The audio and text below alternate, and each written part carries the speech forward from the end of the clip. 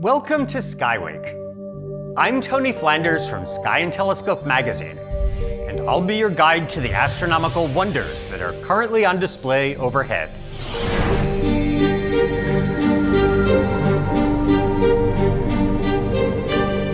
Let's see what's happening in the sky from Monday, March 31st to Sunday, April 6th.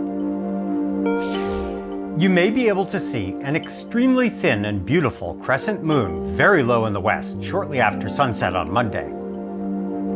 The moon is thicker and higher on Tuesday. And by Wednesday, it's up in a fully dark sky below the Pleiades and Hyades star clusters. On Thursday, the moon is actually inside the Hyades, and it climbs up toward Jupiter on Friday and Saturday. On Sunday, the half-lit moon floats just to the left of Jupiter, making a beautiful pair. But let's return to Thursday evening. On Thursday, the waxing crescent moon is inside the Hyades star cluster. If you're looking with your unaided eyes, you will probably only see bright Aldebaran. The moon's glare will overwhelm the fainter Hyades stars. But this is an incredible view through binoculars, with dozens of points of light surrounding the beautiful crescent. If you watch long enough, you may actually see the moon's dark edge creep up and blot out one or more of the stars. These occultations, as they're called, are among the most exciting celestial events you can see. Most astronomical phenomena, like the birth and death of stars and nebulas, take place over millions or even billions of years. Jupiter's fast-moving moons change position visibly in an hour or less. But occultations are instantaneous. Now you see the star, and now you don't. Even if you don't see an occultation, it's fun to track the moon's passage through the Hyades. The moon moves through the stars quite fast, covering one moon diameter every hour.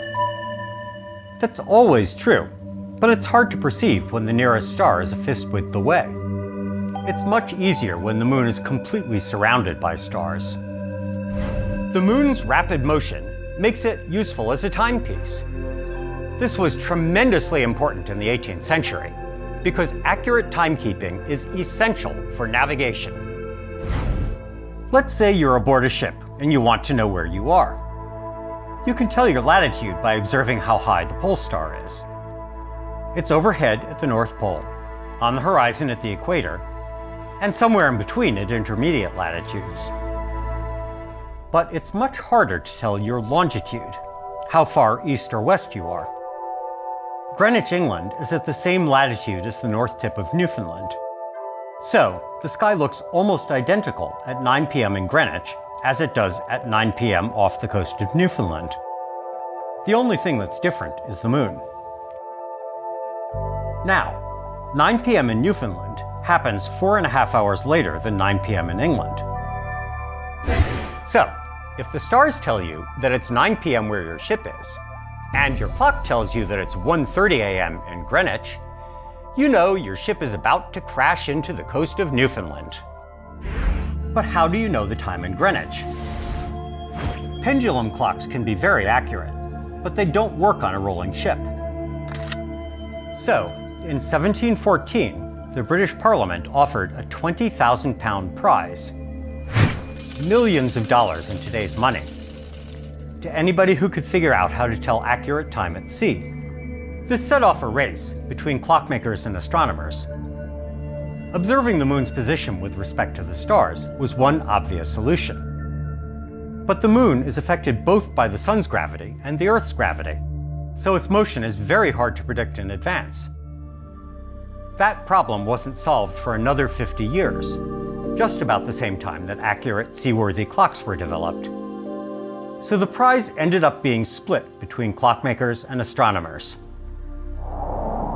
Next week, we'll talk about the total lunar eclipse of April 14th and 15th. Until then, this is Tony Flanders from Sky and Telescope magazine, wishing you clear skies and great views. Brought to you by Meade Instruments Corporation, manufacturers of telescopes and binoculars.